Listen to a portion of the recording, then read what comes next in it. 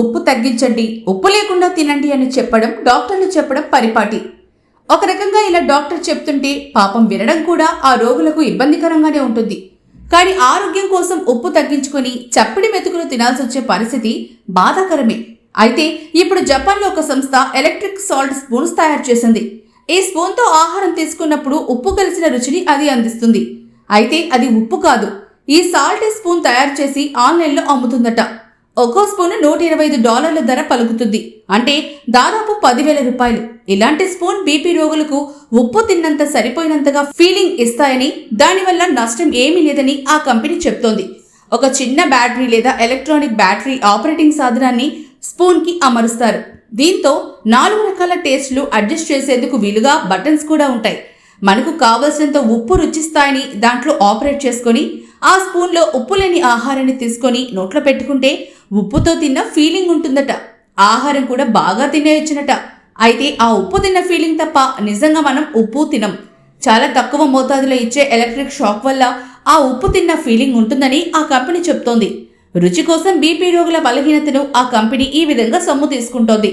Corporate యుగంలో ఇలాంటి మాయలు ఇంకెన్నో.